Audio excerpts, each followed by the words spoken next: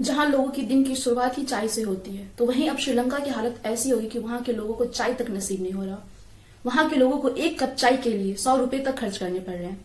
मैं आपको बता दूं कि भारत का पड़ोसी देश श्रीलंका, जिसकी आबादी कुल 2 करोड़ 20 लाख है, वो आर्थिक संकट से गुजर रहा है। नमस्कार, मैं हूं शिखा कर्ण। आज मैं आपको इस वीडियो में श्रीलंका इकोनॉमिक क्राइसिस के बारे में बताने वाली हूं। आखिर क्यों श्रीलंका के साथ ये हुआ? आखिर क्यों श्रीलंका इकोनॉमिक क्राइसिस से गुजर रहा है? इसका मुख्य कारण क्या है?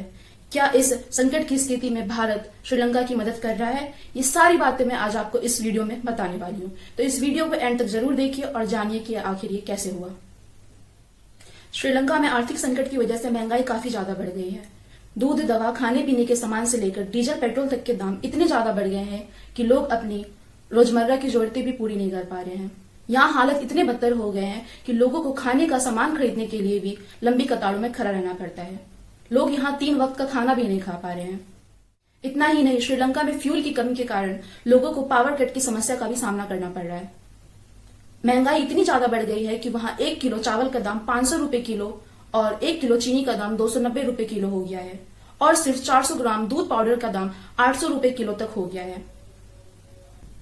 इतना ही नहीं, श्रीलंका में स्कूलों में पेपर की कमी के कारण परीक्षा अनिश्चित काल तक टाल दिए गए हैं। इस हालात को देखते हुए बहुत से लोग देश छोड़कर जाने भी लगे हैं। श्रीलंका में हालात ये हो गए हैं कि वहां दूध वाली चाय तक बिकनी बंद हो गई है, जो कि श्रीलंका में काफी लोकप्रिय है। लोगों की यहाँ दिन की शुरुआत ही चाय से होती है। श्रीलंका के दुकानदारों का कहना है कि वो सिर्फ स्पेशल डिमांड पर ही दूध वाली चाय बनाते हैं, जिसकी कीमत 100 रुपए है। श्रीलंका में 1 किलो दूध के दाम 2000 रुपए तक हो गए हैं। श्रीलंका इकोनॉमिक क्राइसिस का मुख्य कारण है विदेशी मुद्रा। विदेशी मुद्रा भंडार में कमी के कारण श्रीलंका का यह हाल हो गया है। श्रीलंका में फरवरी के महीने में विदेशी मुद्रा 70% से घटकर सिर्फ $2 बिलियन रह गए हैं, जो कि सिर्फ 2 महीने के लिए ही देश को चला सकते हैं। श्रीलंका में महंगाई दर 15% तक पहुंच चुका है, जो कि एशिया में सबसे ज्यादा है।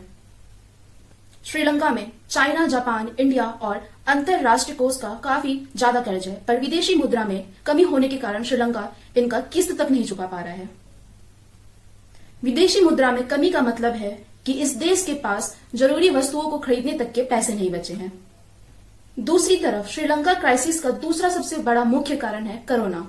कोरोना के कारण श्रीलंका पर काफी ज्यादा प्रभाव पड़ा है। श्रीलंका का टूरिज्म काफी ज्यादा प्रभावित हुआ है। श्रीलंका की ताकत है यहाँ की टूरिज्म, पर कोरोना के कारण यहाँ टूरिस्ट आने बंद हो गए हैं, जिस कारण श्रीलंका का इकोनॉमिकली काफी लॉस हुआ है। श्रीलंका ने 2019 में टूरिस्ट से लगभग $4 बिलियन की अच्छी खासी कमाई की थी, पर कोरोना ने श्रीलंका की टूरिस्ट सेक्टर की कमर तोड़ के रख दी है, जिस कारण आज श्रीलंका आर्थिक संकट से गुजर रहा है। श्रीलंका की कमाई का 90% हिस्सा प्रभावित हुआ है। इस आर्थिक संकट की स्थिति में भारत ने श्रीलंका के लिए दोस्ती का हाथ बढ़ाया है और वादा किया है कि वह इस आर्थिक संकट की स्थिति में श्रीलंका की मदद करेगा। भारत ने अपने पड़ोसी देश श्रीलंका को इस आर्थिक संकट से निपटने के लिए $90 करोड़ देने का घोषणा किया है।